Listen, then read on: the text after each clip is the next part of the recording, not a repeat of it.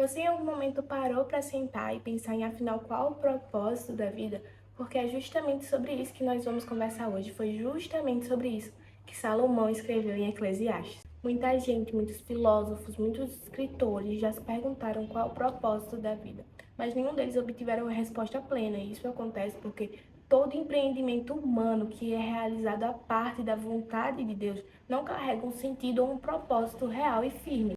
O livro de Eclesiastes inicia no capítulo 1 com o mestre dizendo: Vaidade das vaidades, diz o pregador. Vaidade das vaidades, é tudo vaidade. No hebraico é utilizada a palavra revel, que por sua vez significa vapor, névoa ou fumaça. E embora seja traduzida na maioria das Bíblias como vaidade, inutilidade ou algo sem sentido, ela carrega um significado muito maior e algo muito mais profundo. Algo que é fugaz e que é como o vento, que é impossível de segurar, mas que ainda assim existe. A palavra revel ela é utilizada 38 vezes ao decorrer do livro, como uma metáfora para descrever como a vida é temporária e também um enigma. Salomão, o autor do livro de Eclesiastes, ele teve tudo. Teve riqueza, poder, fama, dinheiro, mulheres. E ele fala no capítulo 2, versículo 10, que tudo quanto fosse desejo do seu coração, ele cumpria. E tudo quanto desejaram os meus olhos, não lhes neguei, nem privei o meu coração de alegria alguma. Mas o meu coração se alegrou por todo o meu trabalho. E esta foi a minha porção de todo o meu trabalho. E olhei eu para todas as obras que fizeram as minhas mãos, como também para o trabalho que eu, trabalhando, tinha feito. E eis que tudo era vaidade e aflição de espírito, que proveito nenhum havia debaixo do sol.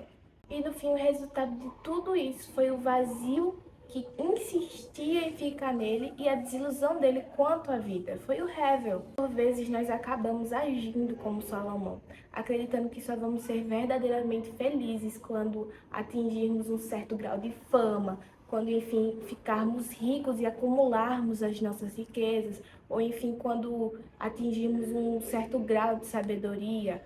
Eu só vou ser feliz de verdade quando alcançar o meu iPhone 17 Pro Max. Eu só vou ser feliz de verdade quando, enfim, ganhar tantos seguidores no TikTok. Mas não, tudo isso é ilusão. Tudo isso é Hevel, tudo isso é vapor. Nada disso proporcionou real felicidade para Salomão e também não vai proporcionar uma real felicidade para a gente. Somente em Deus e em sua vontade o ser humano pode encontrar paz, satisfação e alegria permanente. Não somente no capítulo 1, mas também no capítulo 2, Salomão cita todas as maneiras e os lugares em que o ser humano tenta encontrar sentido e propósito na vida, porém longe de Deus. Todas essas maneiras e lugares que ele cita são coisas que não têm um significado duradouro. Salomão basicamente diz que quando eu e você morrer, a gente não vai conseguir levar as nossas riquezas terrenas no caixão.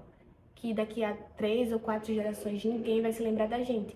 E que mesmo que a gente trabalhe muito, os nossos herdeiros eles não vão entender todo o nosso suor e qual foi o real fruto do nosso trabalho. Não importa quem você é, o que você fez, seja você rico ou pobre, seja você sábio ou tolo, a verdade é que todos nós vamos morrer um dia. E mesmo que a gente acumule todas as nossas riquezas, mesmo que a gente atinja um grau muito alto de sabedoria, a gente não consegue levar isso com a gente quando morrer. Então é tudo Hevel, tudo isso é vapor.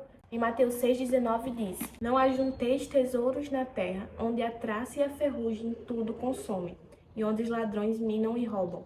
Mas ajuntai tesouros no céu, onde nem a traça nem a ferrugem consomem, e onde os ladrões não minam nem roubam.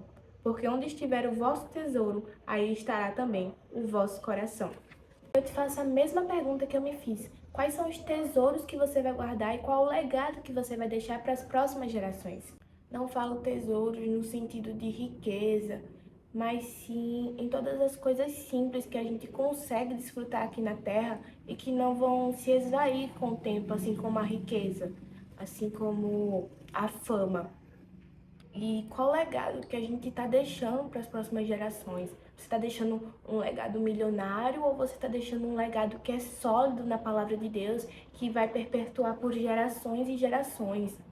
Enfim, a gente volta para Eclesiastes com a pergunta: qual o propósito da vida? Primeiro, nós precisamos aceitar que tudo nessa vida está fora do nosso controle. Tudo nessa vida é passageiro. Tudo nessa vida é rével. E segundo, nós precisamos entender que Salomão ele cita uma vida debaixo do sol e uma vida além do sol. Bom, uma vida debaixo do sol é tudo que ele quis expressar como uma vida fútil, uma vida que é passageira, uma vida que não é duradoura, quase que uma ilusão. E quando Salomão enfim consegue observar a vida além do sol, ele consegue notar todas as coisas simples da vida, que basicamente são um dom de Deus. São momentos simples que a gente consegue desfrutar enquanto estamos vivos, como um pôr do sol bonito, uma comida feita pela nossa família, momentos com a família, momentos com Deus. Primeiro, a gente precisa entender que o propósito real da vida não está nas grandes coisas, nos grandes feitos, mas sim nos momentos simples que a gente consegue desfrutar. Também precisamos entender que somente Deus consegue preencher o vazio que habita em nós. Muitas pessoas ricas têm fortunas milionárias, mas ainda assim existe um vazio nelas. E nós sabemos o motivo disso. Somente Deus pode preencher esse vazio. As coisas do mundo nunca vão nos preencher como o nosso Deus nos preenche. A fé e a confiança em Deus é o que dá real sentido à vida, o que dá real prazer em viver. Nós devemos nos atentar para que, além de desfrutarmos as coisas terrenas, desfrutemos principalmente as coisas celestiais, porque assim nós vamos conseguir alegria, paz e esperança no nosso viver. No capítulo 11, versículo 9 fala: Alegra-te, jovem, na tua mocidade, e alegre-se o teu coração nos dias da tua mocidade. E anda pelos caminhos do teu coração e pela vista dos teus olhos. Afasta, pois, a ira do teu coração e remove da tua carne o mal, porque a adolescência e a juventude são vaidade.